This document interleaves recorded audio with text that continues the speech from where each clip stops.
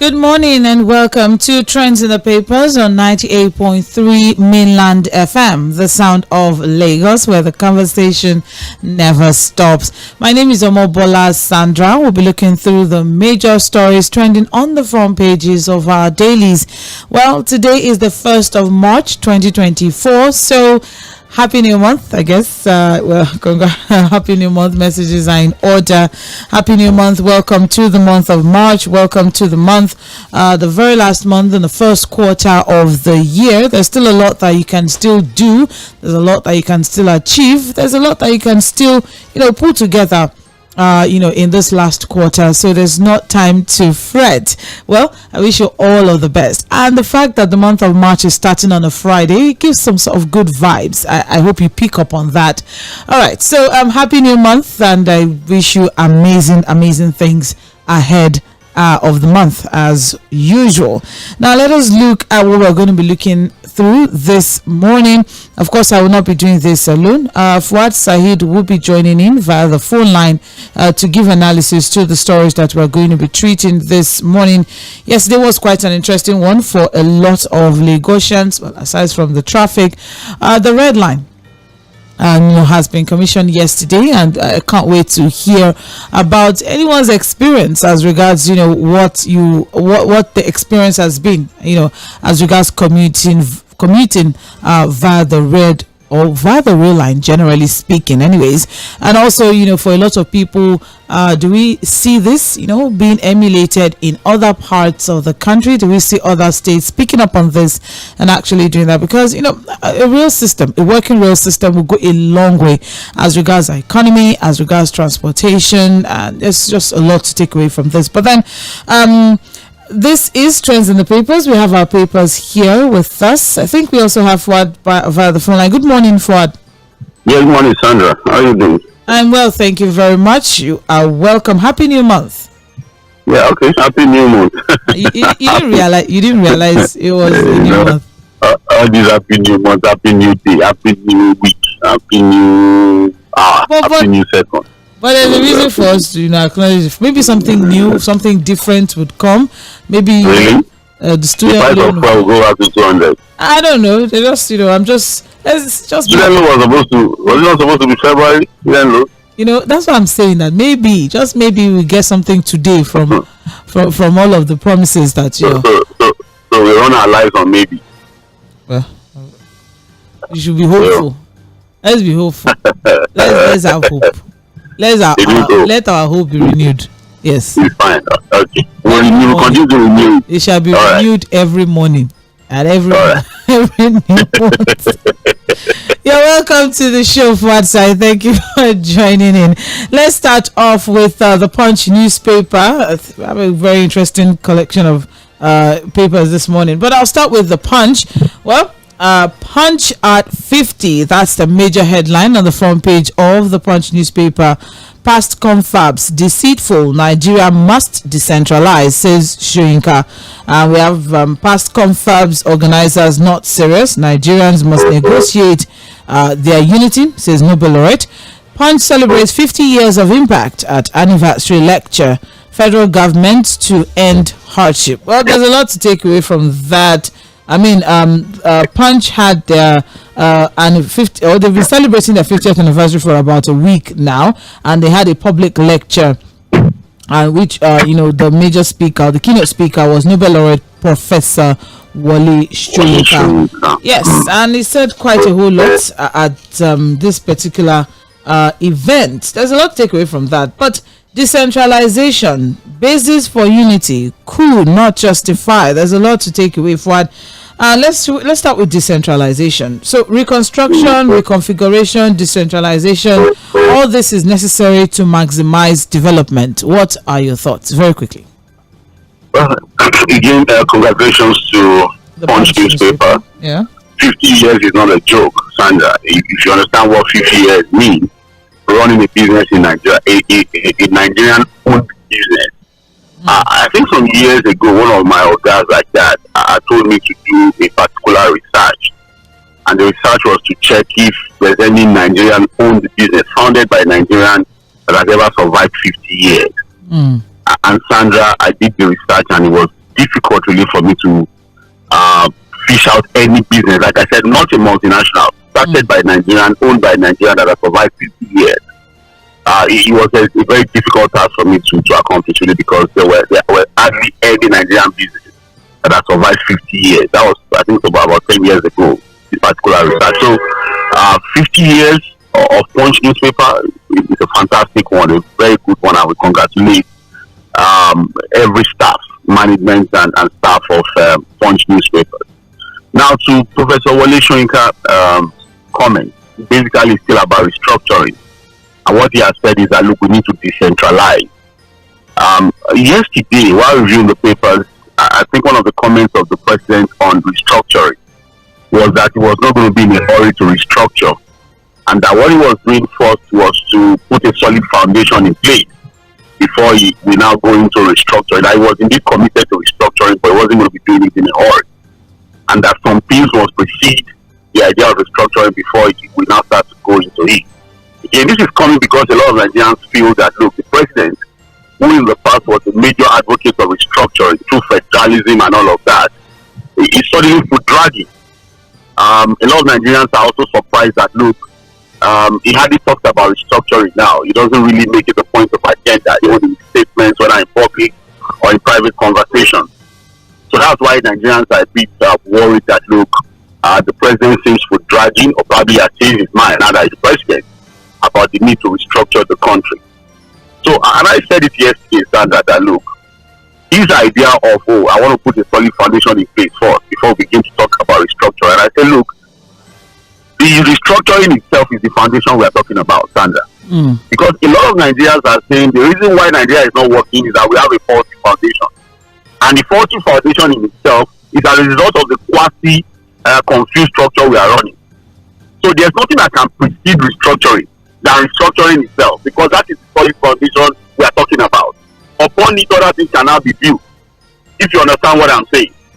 And that's why Nigerians are saying that, look, you know, if you look at the powers of the president under this confused structure we are running, there may be temptation for you not to want to restructure, because you control everything virtually, Sandra, as president. Everybody is at your beck and call. They come to you to Abuja. The governors are frustrating, quote and unquote, before you. You know, you have the power to even issue instruction and dish out a warning to governors. You control the armed forces, you control the police, you control the resources of the country. Yeah. Whereas it's supposed to be the federating unit controlling the resources, and you have a weak central government. Because again, the idea of true federalism is to allow the federating units, which are closer to the people, to operate maximally for the good of the people. Whereas you have a weak central government that takes care of something like the sovereignty of the country, you know, and all of those kind of things, currency and little things like that. So again, Professor Wole Soyinka reiterating what Nigerians are saying, and that is basically, this is the time for us to decentralize. We have done it in the past, Sandra. We used to have a regional government where each region functioned on their own, and we're doing well. That was the era of the groundnut pyramid in the north. That was the era of the cocoa, you know, in the southwest, where cocoa house was built, another wonderful thing. In the east, they had their own businesses, the palm oil and all of those kind of things. But oil came and everybody abandoned, and then we now started this central, confused kind of government we are running. Oil is the reason why everybody just abandoned what they were doing, and we now focus on oil. The same oil has become a problem now, not really a blessing to the country. So this is time for us to decentralize. I agree with Professor Wole Soyinka completely. Thank you very much. Very, very aptly put. I mean, such an insightful analysis there, Fuad. But also, away from that, I mean, there's just a lot to take away from that particular one, but there's a lot, you know, in the story as well. We also have here, he said that people's representatives must come together to discuss the basis for Nigeria's unity, adding that any part not satisfied should be free to take a walk. Now, let me quote exactly verbatim what Professor Wole Soyinka said. I know that the fear here is one of collapse, breakup. That has been the excuse being given by several regimes. But suppose the nation is breaking up informally, in other words, as a fact rather than as theory. Aren't you better just address this, come straight on and see exactly what happened? What is wrong with general representatives sitting down and saying these should be the protocols of association. Anything outside of this, anyone who does not want to accept these protocols, abide by these protocols, and manifest these protocols in the act should take a walk. Fuad, I mean, in the past general elections, 2023 general elections was colorized by, ethnic biases, religious biases, that unity, that, conversation, that thing, there's just one thing that's supposed to hold Nigeria together as one. And Professor Wole Soyinka here is saying that there's a need for us to sit down and say, this is what is holding us together. There's a need for us to understand the basis of unity. What do you think as regards that, and the fear as well? The fear of, what if we come together and some people say they want to go and some people don't want to stay? That conversation. You see, Sandra, we're a diverse country. The diversity is huge. If you have had the opportunity of going around the country, you understand how diverse we are. There are states in Nigeria, for example, Sandra, just one state in Nigeria are structured, where you have about 12 different languages in just one state. Correct, yes. So that has to tell you how hugely diverse we are as a people. But the diversity in itself can be our strength if we do the right thing. It's not supposed to be our weakness. You understand what I'm saying? For us to make our diversity our strength, Sandra, we need to sit down as a people and agree on how we want to work together and function together as a country. And the best way to do that is to allow semi-autonomous entities run their lives. This idea of lumping everything together at the central is the reason why everybody feels agitated. Although, Sandra, there cannot be a perfect egalitarian society. You can't find it anywhere. You will always have pockets of agitation here and there. But you can have a fair and balanced society where everybody is given a sense of belonging. You understand? Because again, look, even in smaller entities, there will always be super minorities that will continue to complain.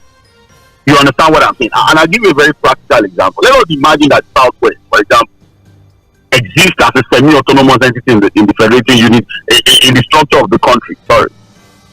Within the Southwest, you will always have some minorities that will continue to complain that this one is dominating me. Or let us even look at it, Sandra. Let us take your Ogun State, for example. Are you people of the Yewa extract not complaining? Of being marginalized? Yes, we are. As minority that we are. There is minority and all of those things. And people have said that, look, we cannot have a perfect egalitarian society, but we can have fairness and justice by the kind of structure we run. If we really devolve power the way we are supposed to devolve it. You understand what I'm saying? And this fear of somebody will go, somebody will not go. That's why I was saying that, look, the basis of us existing as a united, prosperous nation is in the call for us to restructure first before we can begin to talk about other things. And that's why I think the president is flipping the coin. He's mixing it up. There's no solid foundation before restructuring. Restructuring itself is the foundation upon which our prosperity can be built. See, the peace unity we are looking for is in itself in the need for us to restructure now. So, this fear of somebody wants to go, in reality, because we have not as a people sat down together to agree on how we want to function together. That was why Wole Adepekwese said recently that we are even operating a state constitution. The constitution that we are saying we are operating, that's supposed to be the binding force of the country, is fake. In the first page, we the people, when? That was a military introduced constitution. When did we sit down as a people? When did we sit down as a people, to agree? Yes. If you understand what I'm saying. When did we sit down as a people to agree on the constitution? So we need to agree. We need to sit down, open up ourselves, open our minds up to the reality of Nigeria, so that our diversity can become our strength, not our weakness. Thank you very much, Said Fuad. Well, that's those are just extracts from the lecture that Professor Wole Soyinka gave at Punch at 50. For full details of for the lecture in itself, you can go to pages 10 and 11 of the Punch newspaper. It has it verbatim what he said. And moving away from that story, you can get it on pages 2, 8, 9, 10, and 14 of the Punch. Now, still on the front page of the Punch newspaper, reps raise 23-man panel on Orosoye report, demand review. So, the House of Representatives yesterday on Thursday described the 2027 Steve Orosoye report as outdated, and they have called on the president to thoroughly review it before going ahead to implement the same. And as it is now, they've raised a 23-man committee, which is to be chaired by the House Leader Julius Ihobere, to recommend appropriate measures to mitigate the likely fallout of the Orosoye report. Fuad, do you, according to that report and what we have now, do you think that that report, yes, about 10 years or so 12 years ago, yes, 12 years. 12, okay, now, so do you think that that report from 2012 till now is not something that measures up to the realities of today? See, Sandra, I knew the politics of implementing that report would come up. I was expecting it. Okay. I knew that eventually the politics of trying to implement that report was going to come up, and that's what we're seeing. That's what we're seeing. This was a report that was put together in 2012.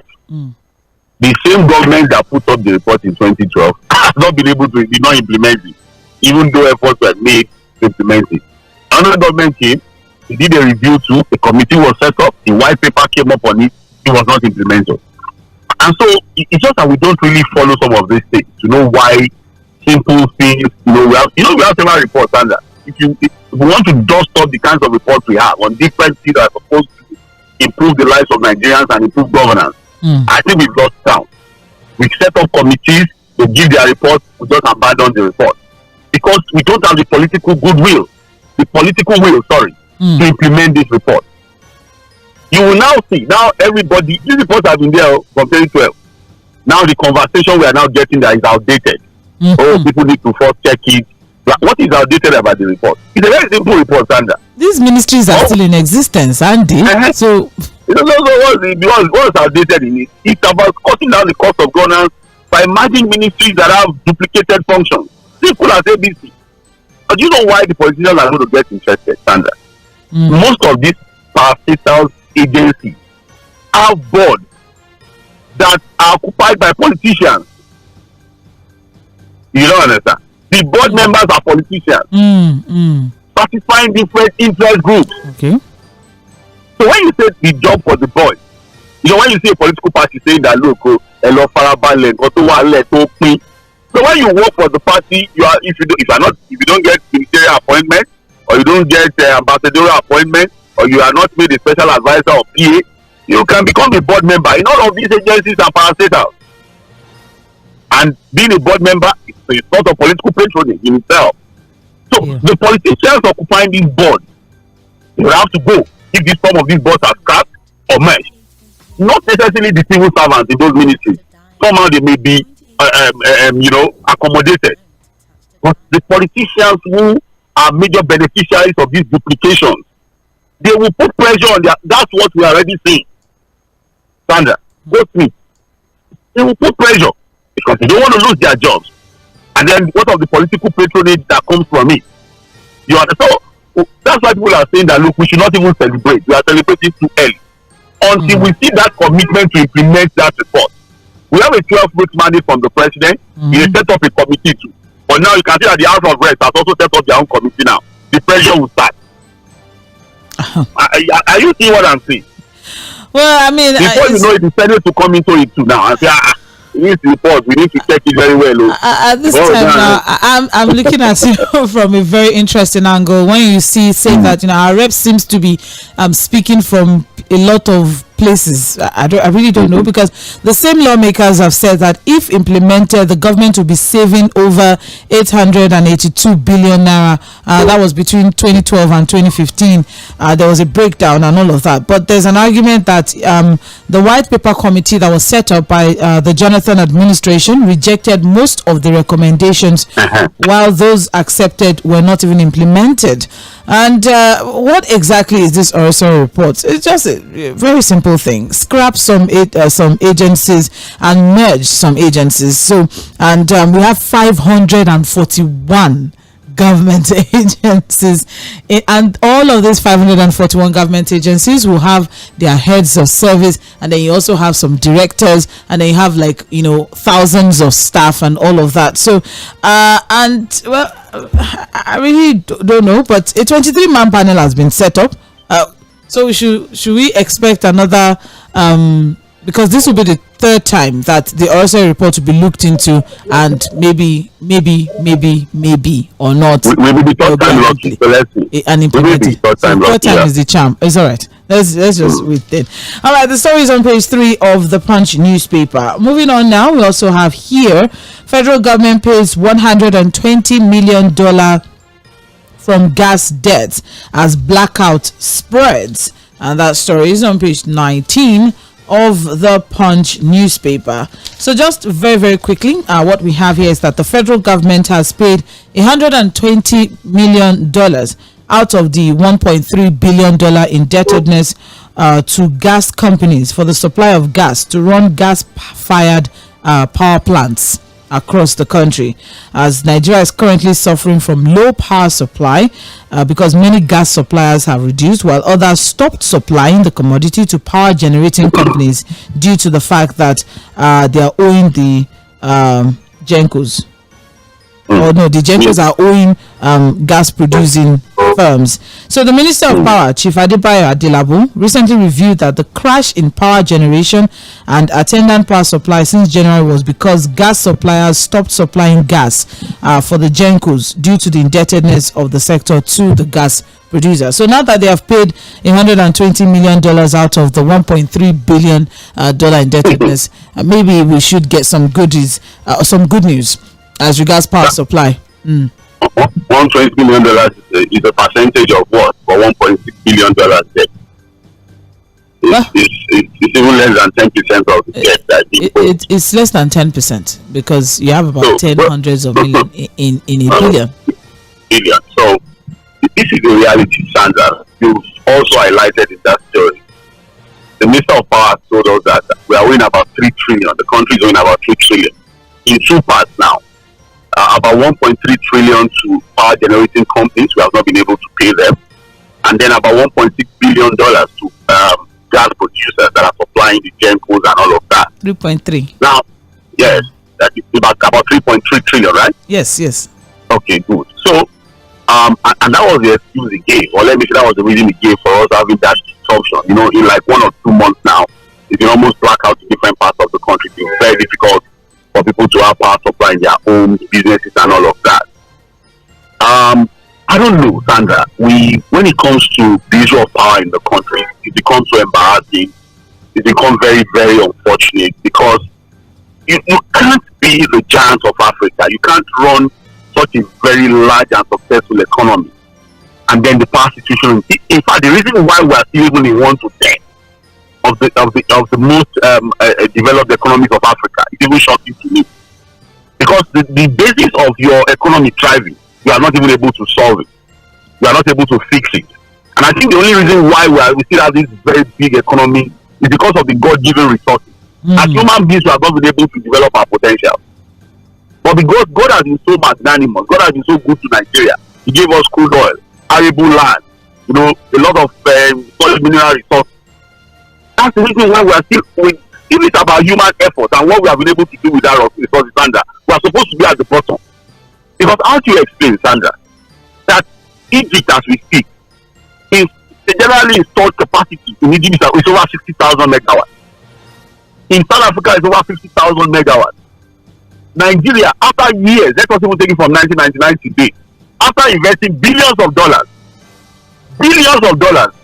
into the power sector, we have got everything put together, whether it's hydro, gas, windmill, all of IPPs. Our installed capacity is just 13,000 megawatts. Installed capacity. Not that that's what we are doing, no. After spending billions of dollars, the installed capacity is 13,000 megawatts. And the only thing we have been able to generate and distribute successfully, Sandra, is just around 4,000 megawatts. A country that is chasing a $1 trillion economy. You see that we are just passing around. How do you explain that? Even smaller countries, all these Tanzania, all the Burundi, Malawi, Go and look at what they are doing in their country with power generation. How they've been able to restructure and bring some stability to that sector. And there's only one reason why we're in this mess with power generation, distribution, and transmission, Sandra. Corruption. Don't let anybody come with all these 20 and all these excuses. It's just corruption. Government after government, you've seen people who have sat on those things and have been chopping with all their hands and everything, feasting everywhere on the country. It's nothing but corruption. How do you explain it? That was why 𝐴ᴜᴜᴜ, the governor of Imo State, when they were launching this power project for the South, at a stage, you know what he said? He said that, look, everybody that has been in government from 1999 till date, on this issue of power, we should beg God for forgiveness. That's what he said. Let us beg God to forgive us. After spending billions of dollars, yet 70% of Nigerians don't have power. The only thing is for us to beg God. Look at God and say, God, forgive us. You know what he was trying to say? We have been chopping people's money, deceiving them. So that's why if you hear Minister Adelabu speak, he looks like a man that is completely confused about what to do. He keeps giving excuses. Yeah. It's just lamentation galore for the man. Yeah. That people don't know. You keep blaming me. Some of you are even cursing me. You're already telling me to resign. It's not my problem. This thing has been muddled up. Yeah. You don't chop everything finish. That's what the guy is saying. That look, it's as if the president set him up when he talks. It's okay. It's okay, Fad. It's okay. Thank you very much, Fad. Well, there's just a lot to take away. Thank you very much, Fad. That was very, insightful as always. Apparently, aside from the gas companies, we are also owing the GENCOs as well. We are owing the electricity generating companies, and this is due to the fact that electricity is subsidized in our beautiful, great country. I don't know that one. That's what they said. They said they are paying for gas that is being used to generate power, as Nigerians are currently not paying for the exact amount of electricity that we're supposed to be paying for. That and all of that. And I know they are subsidizing it. So they are subsidizing it. So instead of paying for all the process, we just pay for the light that you're using, the gas company, the generation, and all of that. The government, according to our dear minister, Chief Adelabu. It's okay, Fad. It's all right. I think we should just break those. I don't know, but something has to happen, and I think the best that we can do is to break the entire power sector into smaller units, small units, pockets of units there and there. When the smaller something is, the better it is to manage, monitor, and well, he said that the government is working on a framework that can mitigate, all of these humongous gas debts in the power sector. That there's a piece of work that's ongoing, and he said we hope that it will be approved, and then the industry can move away from that legacy issue. He said, and I quote, "We must build capacity for that, capacity for the engineers, technicians that will work in this new gas sector that we're looking at for the next 8 months. And as secretary, we are committed to that." That's okay. Well, I guess that's what we can take away from that one. But then, so as they have paid this 120 million now out of 1.3 billion. $1.6 billion. No, in total now is 1.3 billion. That's to the gas people. The gas people, okay. The gas people.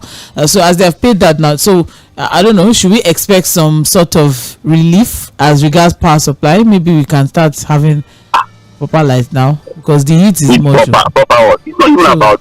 Aside from maybe power or so it's not about even it's not even about the debt alone. The structure in itself. What of the collapsing grid? Yes, I understand. I'm just saying that at least now that they something more stable. We should get supply. Can we see something from the something that they have paid? The small thing that they have paid. Can we see small something from it? That's just. Well, let's hang on to the hope that it will happen. Yes, like I said, it's every morning renewal. So let's just keep going with that one. When there's life, there's hope, Abby. It's okay, Fad. Thank you. 11 minutes past 8, and you're listening to Trends in the Papers on Mainland 98.3 FM. We're done with the Punch newspaper. Like I said earlier on, we have quite an interesting collective this morning as regards the papers with us. So we're moving on now to Daily Trust. All right. And we also have New Telegraph here as well. So Daily Trust newspaper, the major headline there: residents protest kidnapping, block Kaduna Abuja highway. And we have riders here. Worshippers abducted in Zamfara. Bandits burn health facility and houses in Katsina. So, I mean, a lot of people had thought that, the conversation as regards kidnapping or the issue or the situation around kidnapping and insecurity had abated and all of that. But apparently, what we have is that many residents of Goningora Kaukau Ward, Jikun local government area of Kaduna State, blocked the Kaduna-Abuja highway following the killing of 2 local vigilantes and abduction of several residents by bandits yesterday morning, and the protests led travelers stranded for hours. So it was gathered that protesters pelted security agencies who tear gassed them. Aside from that, we also have bandits attacked a Jumat mosque and abducted some worshippers at Kwame Maisaje on the outskirts of Safi town, Safi local government in Zamfara state. The bandits launched the attack when residents were going to the mosque for the morning prayers and kidnapped the worshippers. So also in Katsina, bandits were reported to have attacked the health facility at Wolma village of Kurfi local government area, burning an ambulance, 2 Hilux vans and 3 private vehicles, and this was said to have happened on Monday. 13 people were also said to have been abducted and several others wounded. So incidents in Kaduna, Zamfara and Katsina. Apparently this is still a big problem.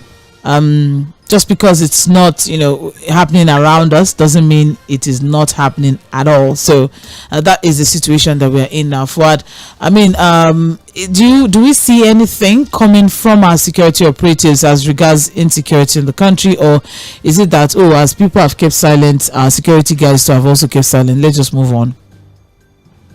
Well, Sandra, I will advise everybody listening to us this morning, if they're really interested in understanding how bad our situation is with insecurity, particularly in the northwest, when it comes to banditry, kidnappings, and all of those kind of things just reported now. To go listen to Sheikh Gumi, my interview with Sheikh Gumi on Sunday, last week Sunday. I think if it's there, luckily it's on our social media. It is. The video is Facebook, there. it's on YouTube. Yes. So it's on Facebook there. The interview with Sheikh Ahmad Abubakar Gumi on this issue of insecurity, only when it comes to banditry, insecurity in the northwest and the northeast. He said a whole lot of things that will answer your question, Sandra. We asked him all of these questions. And those are the guys on ground. Sheikh Gumi is not just an Islamic cleric. It's also a former military officer. A lot of Nigerians don't even know. A former senior military officer. I think he rose to the rank of a captain in the army. So a lot of information he gave are still there for people to read. Just go and listen to what's there. Open your mind to, like some people will say, leave the message, at least take the message. so because I don't know, Sandra, like you've asked me, I don't even know the answer to give. Because every year we keep giving this huge budget to our military.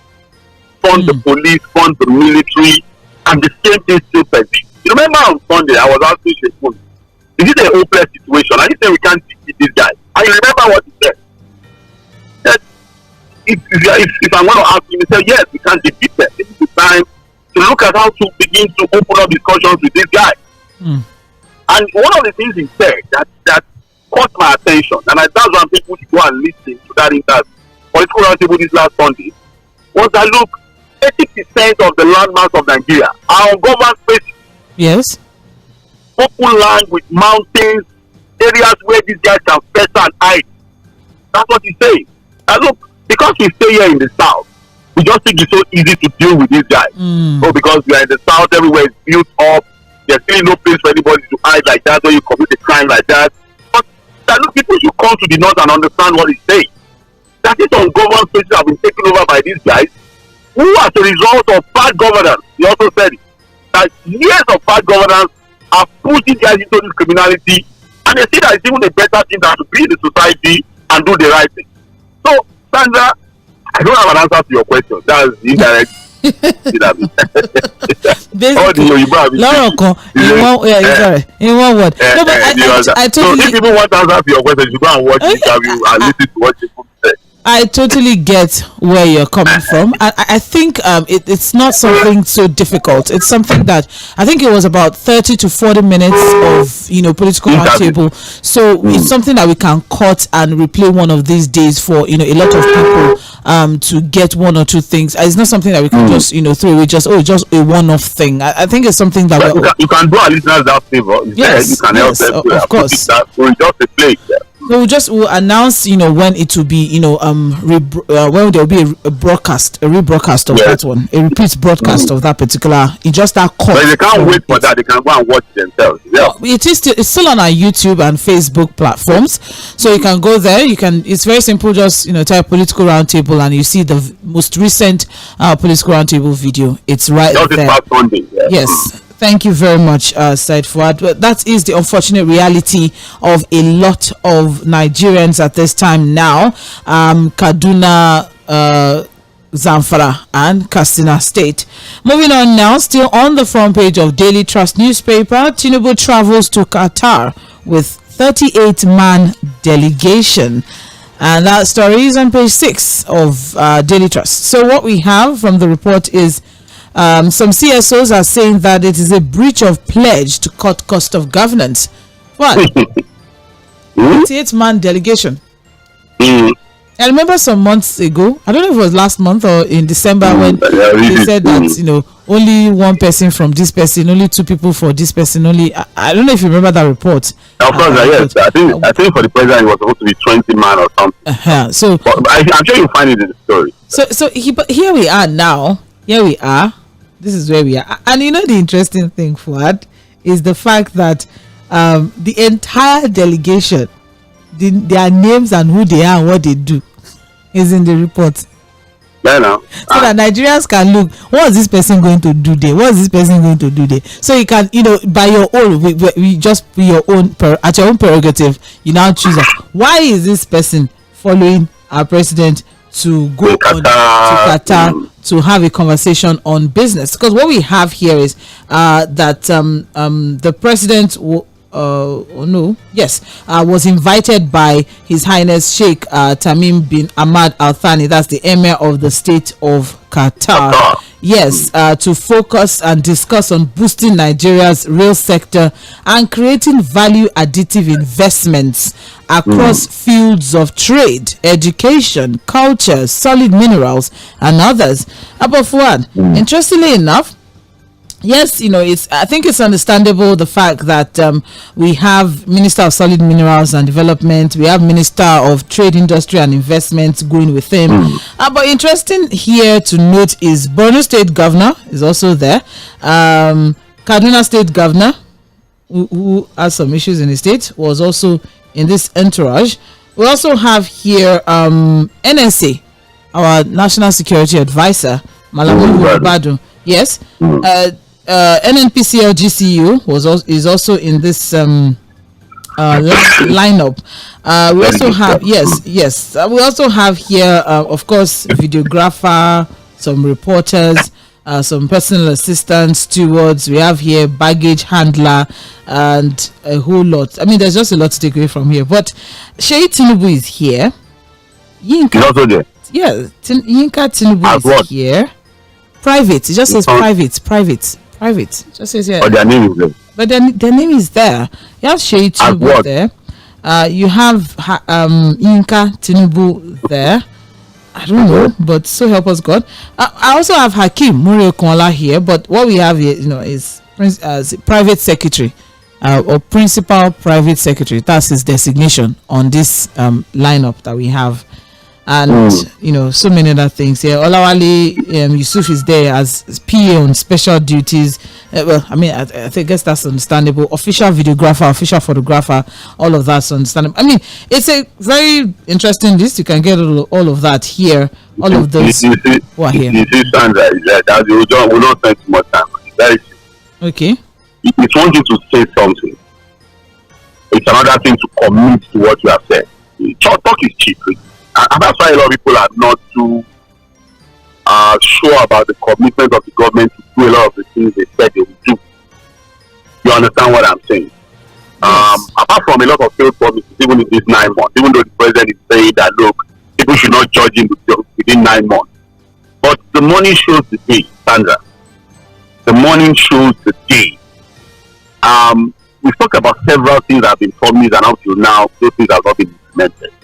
Now, on this issue of cutting down the cost of governance, the government first said, oh, we're going to limit the number of delegates for official visits of the president, blah, blah, blah. The day they said it, the second day, the president was in Imo State. Everybody was in Imo State. The president was in Lagos yesterday, Sandra, and you saw the convoy of the president. He was trending on social media, a number of vehicles, and people were saying, who are the people in these vehicles? And then at the commissioning of a rail project, I'm sorry, again, maybe our understanding of commissioning of some of these things is different from what the politicians see. It took hours. And do you know how many governors came to Lagos for that commissioning? You saw the list of governors that were in Lagos. Former deputy governors, politicians, everybody was in Lagos yet to commission a red rail line. And then now we are talking about people going to Qatar. And are you shocked about some of the names you have found on the list? The son of the president, for example, is there as what? So, and don't be surprised. The reason why we are highlighting this is that they are not going to be on that delegation with their own personal money. It will be state funded. They will get 괰ᴜ, they will get allowances. And that's why people are saying that, look, when the government keeps telling the people to bear with them, or they should be patient and all of that, the government should itself show example. Where is the example now? The president is going to Qatar on the invitation of the Qatari emir. And then, so what's the big deal? Well, I understand the NNPCL and, but anyways, like I said, maybe governance is different from what we know. To the average politician, it's a different thing entirely. Exactly. And that's what the CSOs are trying to, push forward in faulting the long list of delegates. Executive Director, Clean Foundation Guard Peter said leaders must keep to their promises, otherwise they will not be able to hold their subordinates accountable for their actions and inactions. We also have here Senior Communications Officer Yaga Africa, Mark Amaza, said it was disappointing that after making a commitment to cutting cost of governance, especially regarding the size of delegations on trips, nothing seemed to have changed. Such developments diminish the public trust in government that they cannot walk their talks. Yeah. I also have here Awal Musa, Executive Director, Civil Society Legislative Advocacy. We know very well, even when Tinubu made the commitment that he was going to reduce the official entourage on foreign trips to 20, we know that this is not backed by serious commitment. There's a lot of reactions to this 38-man delegation going with the president to Qatar to have conversations with the emir of Qatar. I really don't know, but I mean, those are the ones you know. I can tell you, totally. There are people after the president has left now. They will now on their own take a flight to that place.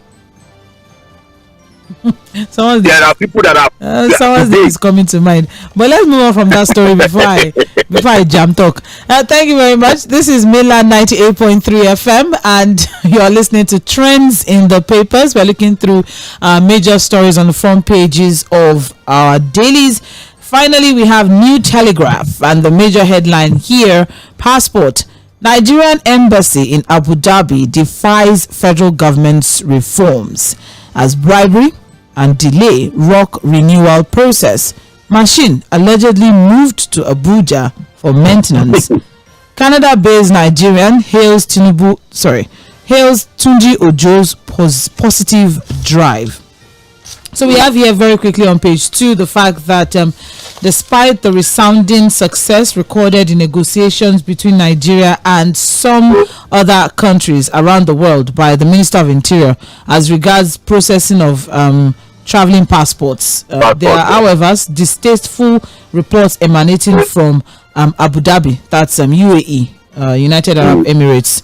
All right, and what we have is it has been revealed that it was still business as usual at the Nigerian embassy in Abu Dhabi, as embassy officials have not only sustained the habit of delaying processing the documents, but also demanding bribes to get it done.